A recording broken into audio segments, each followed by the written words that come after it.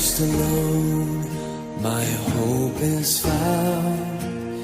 He is my light, my strength, my song. Welcome, dear viewer. This is another Tuesday that we meet to this program called the Let Us Reason Together, a program that is sponsored by the Kenya Student Christian Fellowship. Today we have a panel of students in the studio, and we are going to discuss about the challenges a born-again Christian faces. And with us here we have a panel of some students and from Blessed Hands Secondary School. They are really blessed to be here today. And we also have one of our very long-serving Kenya Student Christian Fellowship member, and is in the studio today to just give us highlight on how best we are able to handle cases of students as they receive the Lord Jesus Christ in the Christian Union or even in their churches. And as students, how are we supposed to deal with them? So I'd want to give them a chance to introduce themselves, and then eventually we shall kick the program off. With my immediate right, I want to ask her to just tell us who she is. I'm Mary Mudoki. I come from Blessed Hands High School, and I'm in Form 4. I love Jesus. Just proceed, sir. Hello, viewers. My name is Pastor Samuel Mureu. I'm a member of Sit and Thika Road and an ongoing student at Pan-African Christian University. Welcome. I'm Lydia Modoni from Blessed Hands High School. I'm born again and I'm in Form 3. Thank you. So those are our panelists today, and just want to ask them a question, and especially now, especially for our students. Mary, when did you receive the Lord? I got born again back in the year 2018 when I was in my Form 3. It was on a Sunday and I was back at home, so I went to church. And on going to church, the preaching was about trusting God, how God is your Savior, how He creates ways there where there are no ways. So through that preaching, I got inspired to want to know this God more. So by that, I ended up being born again. Wow, great. Thank you. And you, Lydia, when did you receive the Lord? I received Jesus Christ back in 2017.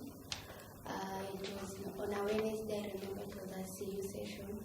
The speaker was talking about the end times, and he said that we were going nowhere if one was going nowhere if he had not received Jesus as their personal Savior. So I decided to receive Jesus as my personal Savior, since I knew then that going anywhere I only need Jesus and only Him. Wow, it is good to get born again, isn't it? Yeah. Now, Pastor, when did you receive the Lord Jesus? I received Jesus Christ in 1982. Wow. That is when I had just joined Form 1. Okay.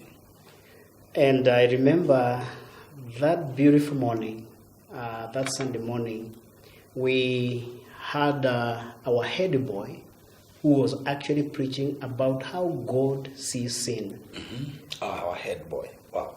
And the head boy actually gave an analogy of how people, when we go to view a dead person, how they change their faces. And the demonstration was so powerful that I had no other ways other than to give Jesus Christ my life. But I later got some challenges, of course, as you know, as a student. Well, we'll come there later. So you received the Lord Jesus Christ while in high school, Yes. during a presentation that was done by the head boy. Exactly. And Mary has told us she received the Lord Jesus Christ in the church, isn't it? Huh? Yeah. And Linda, do you mention where you received the Lord? It was in school, during the CU session in school, at the sessions that we usually have every Wednesday in school. Okay, great.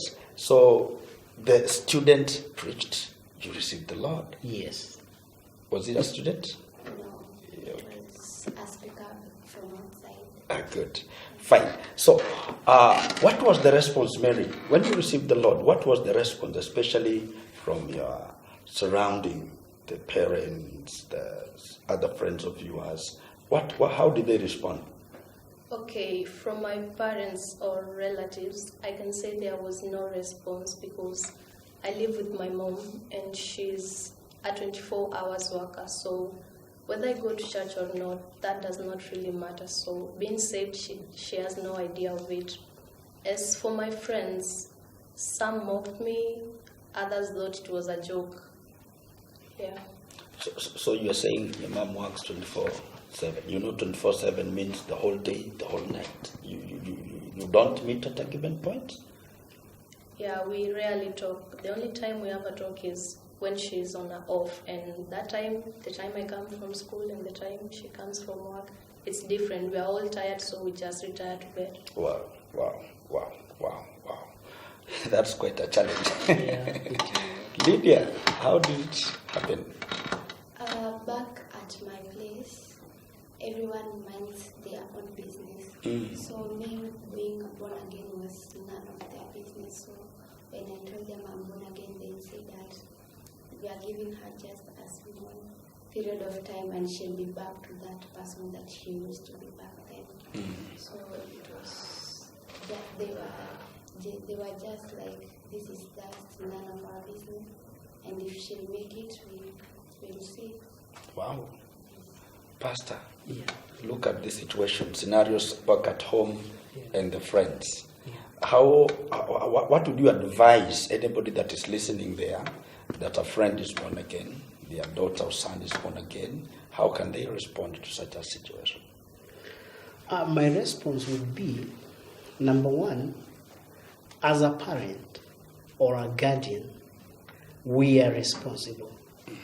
And God will hold us accountable Okay. for the children that He has given unto us. And I think you can't be so busy that you don't have time with your children. I think children are part of your business.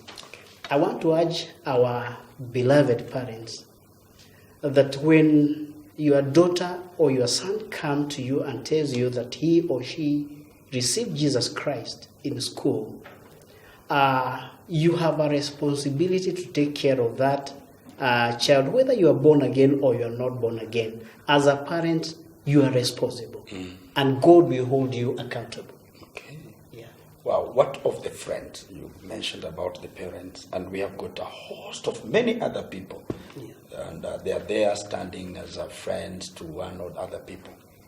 Yeah, you know when a student give his or her life to Jesus Christ, in the environment, for example, like in school, we have the CO patrons. I would like to encourage our dear patrons, when a student give his or her life to Jesus Christ, you also have a responsibility to nurture this young believer, to disciple him, because I want to tell you, my brother, it is not. It is easy actually to give birth, but the greatest responsibility comes when now you have to bring up, and that's where the challenge is. And most of the people don't want to be responsible.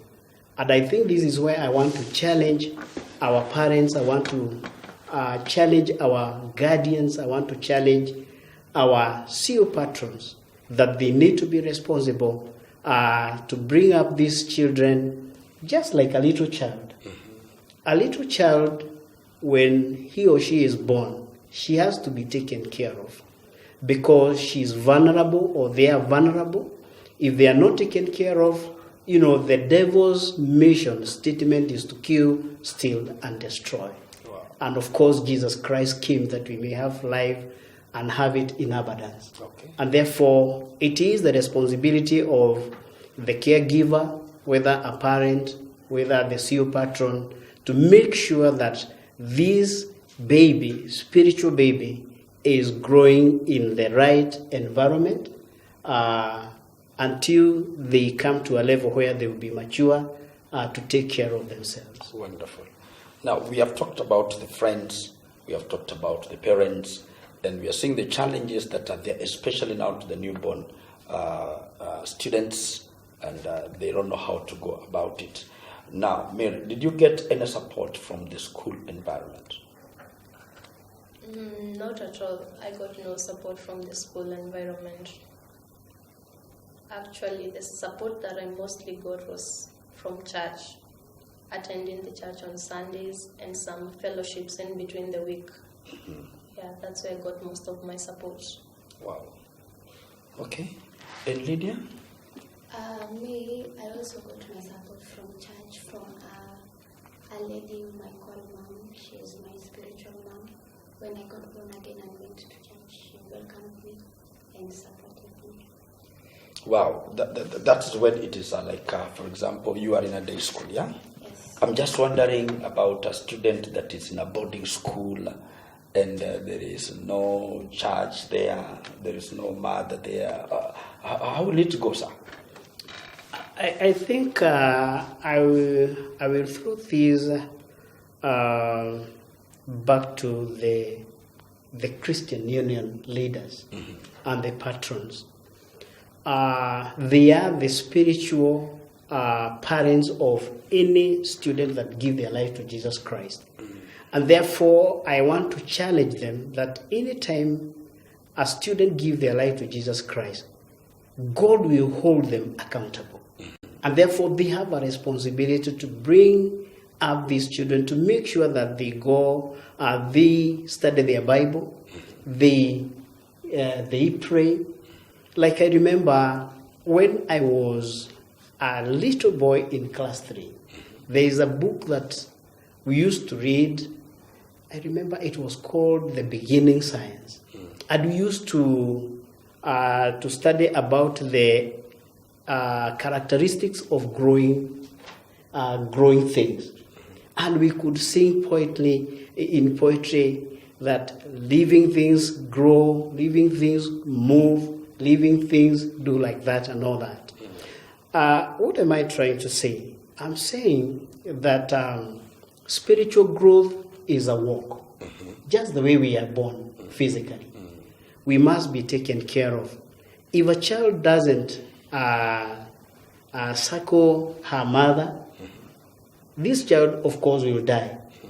So the same way, a little child, in terms of spirituality, those who give their life to Jesus Christ, and they don't get proper care, the possibility is that this child or these children will die. And if they die in the hands of those people that God has given responsibility, like the patrons and the CU leaders, of course, they will give an account one day. And therefore, the challenge is to them. Yeah. Okay. You are just concluding. The challenges to them? Yeah, the challenge is to them. They must make sure that these little babies grow in the ways of the Lord. Wow. Dear viewer, we are talking about the challenges a born-again student faces, both at home and even in school. And we are just looking at very practical cases of what has happened to our two students and even getting some tips of advices on how best to overcome those challenges. I want us to go for a brief break and then we shall come back. I want you to tune on. Don't go away.